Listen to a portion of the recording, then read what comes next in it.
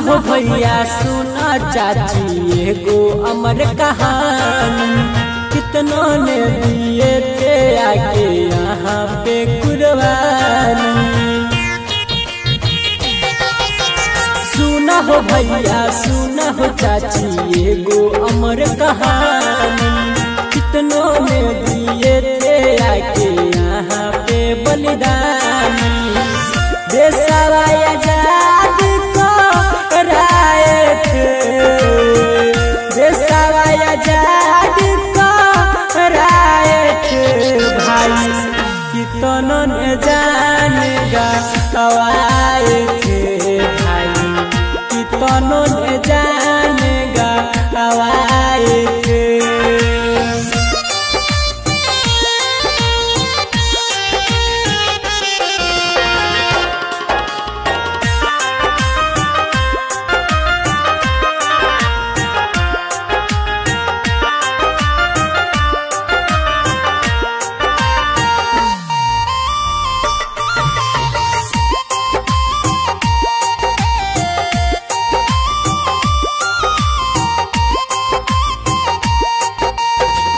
जन्म जन्म का ये रिश्ता टूट गया, कितनों का भाई बहन माँ बाप छूट गया।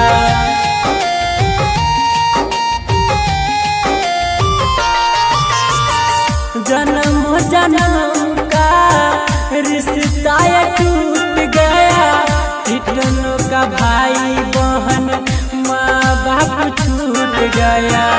तीन रंग चाहे थे, तीन रंग चाहे थे भाई, कितनों ने जान गवाए थे भाई, कितनों ने जान गवाए थे।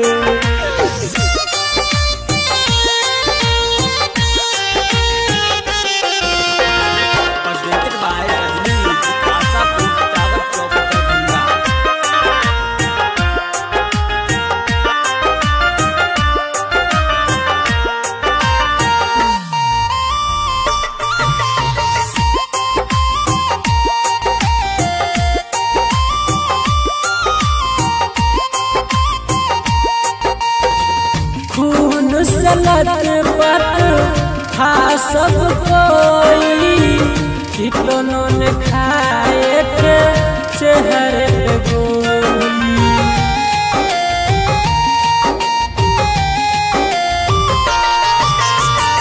खून सलत पत था सब कोई, कितनों ने खाए थे चेहरे पे गोली।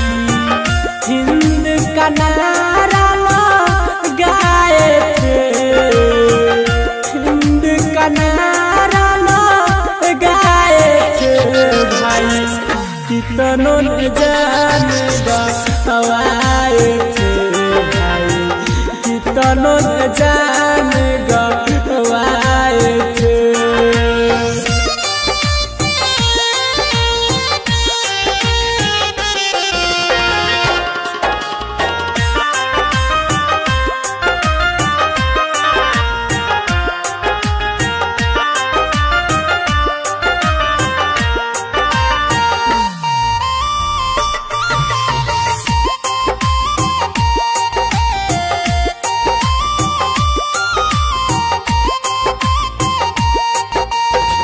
ना हम हिंदू ना हम मुस्लिम, आपस में मिलके रहेंगे हम भाई भाई।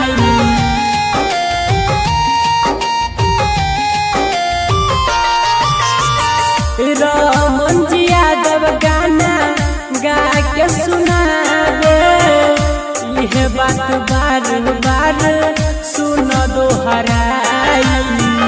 देशवा के लाज बचाए थे, देश आजाद कराए थे भाई, कितनों ने जान गवाए थे भाई, कितनों ने जान